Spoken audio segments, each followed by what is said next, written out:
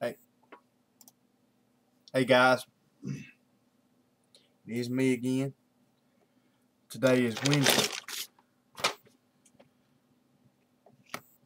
June 1st. Makes it day 152 on the Project Serve Him More. As always, it's so great to get to be here tonight on this Wednesday night. Hope you are having a great Wednesday night. You know, it's one of those deals, can't complain. You know, when you're blessed enough that you can look at your blessings. I mean, that's actually a blessing right there, to be able to look at your blessings and see them.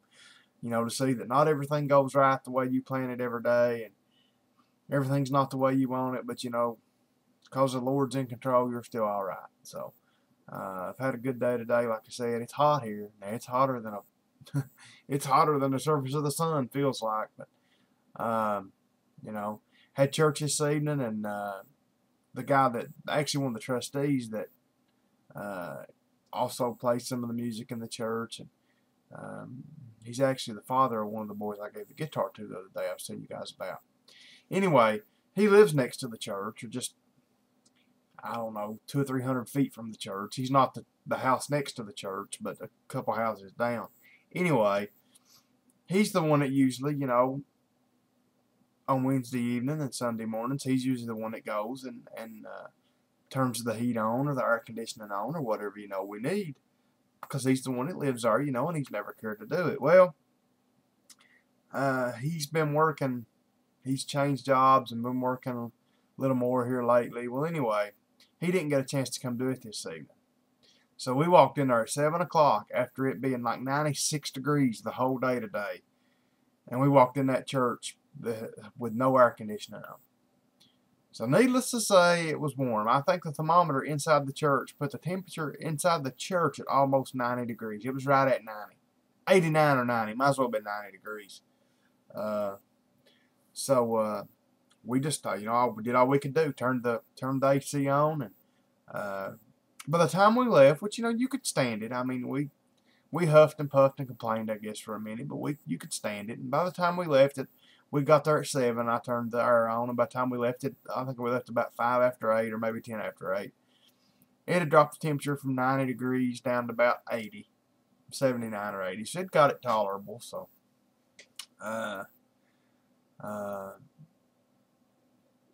it was a little, you know, like I told him, I said, it don't bother me. You know, our shop, the four-wheeler shop where Dad sells the parts and everything, where he stays most of the time, you know, that's got a heat pump in it. You know, he can keep it cold as a cucumber. But the actual automotive shop where we do all the work, you know, you can't cool that. With doors up and down all the time, you know, you can't have anything over there. We've got a big fan, like a 42-inch or something, you know, big fan that keeps air circulating, which helps, it does. But still, the temperatures, I think I looked at the thermometer in there yesterday, and it was like 92 or 94 degrees. I mean, we're just used to working in it. It didn't bother me. That's what I told him. I said I could have did the service tonight without even turning the AC on. I said it wouldn't bother me. I'm used to that heat. I said, but I know you guys don't like it. So, but anyway, I know I've talked a bunch here and really said nothing. But I was just, you know, telling you I had a pretty good evening. Come home and watched a little TV. Basically all I did.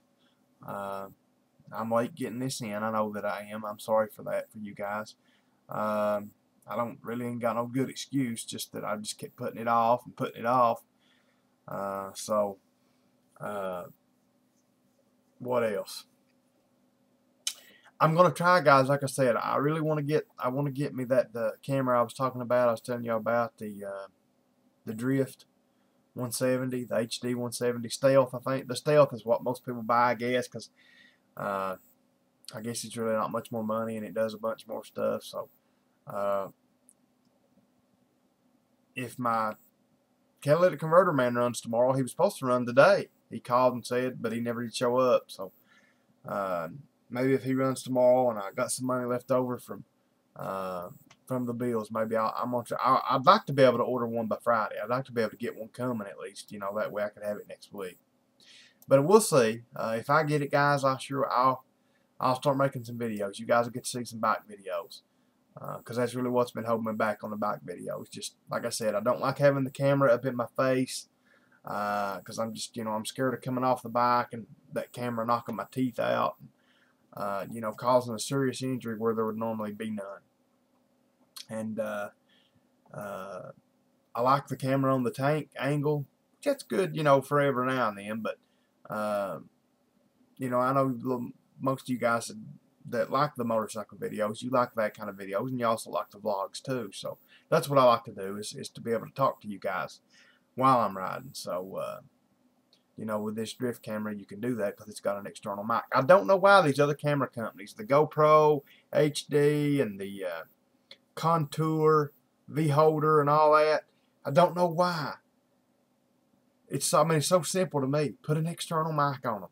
At least, you don't have to give it with the camera when you sell it, but make it an option. Put a port in it and charge 20 bucks extra for the external mic. I don't understand why they don't do that.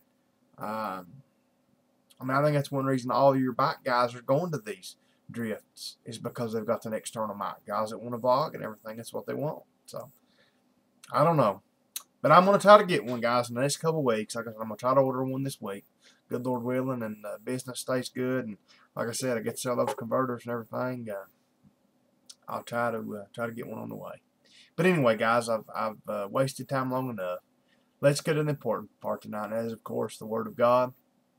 So Luke chapter 20, starting in verse 1. Here we go. And it came to pass that on one of those days, as he taught the people in the temple and preached the gospel, the chief priests and the scribes came upon him with the elders, and spake unto him, saying, Tell us, by what authority dost thou these things? Or doest thou these things, or who is he that gave thee this authority? And he answered and said unto them, I will also ask you one thing, and answer me. The baptism of John, was it from heaven or of men? And they reasoned with themselves, saying, If we say from heaven, he will say, Why then believed ye him not? But if we say of men, all the people will stone us, for they be persuaded that John was a prophet. That was a strange situation for them, like they're saying. If we say that it was from heaven, then Jesus was saying, or they said that he's going to accuse us of saying, well, if you really believe John was of heaven and was a prophet, then why didn't you believe him? Why did you treat him like a nut and end up, why did you let the king kill him? But then if we say, well, he was just a man, he wasn't from heaven, he wasn't an appointed prophet of God, then the people are going to kill us because the people thought he was a prophet. So they said, we don't have a right answer. That's kind of what they were saying. And they answered that they could not tell whence it was. So they just said, we don't know. And Jesus said unto them, Neither tell I you by what authority I do these things. Then began he to speak to the people this parable. A certain man planted a vineyard. I hate getting into these parables, guys, because it never fails. I get into one, and I read 2 verses from it, then I have to stop. And sometimes I just have to do that. Then began he to speak to the people this parable. A certain man planted a vineyard and led it forth to husbandmen, and went into a far country for a long time. See, right here I'm going to cut the parable short. And at the season he sent a servant to the husbandman, that they should give him of the fruit of the vineyard. But the husbandman beat him and sent him away empty. I'll read one more verse. And again he sent another servant, and they beat him also, and entreated him shamefully, and sent him away empty. I hate to do this, guys. Like I said, I hate cutting these parables into 3 or 4 pieces. But if you're following along with me, just go on and keep reading it. I just don't have time to read till this parable's over. I've already been here, over 9 minutes, 9.5 minutes. So, anyway, guys, as always, I'm glad that everybody's here. I'm glad for you guys being so loyal and putting up with me going a little while now, answering comments. I'm going to try to get to them possibly tomorrow night. We'll try to do that, go back a few days. And like I said, guys, I've been reading them anyway. I don't know. I'm not getting time to comment back sometimes. So, but I appreciate you guys for being here. If you guys need anything, don't hesitate. Let me know.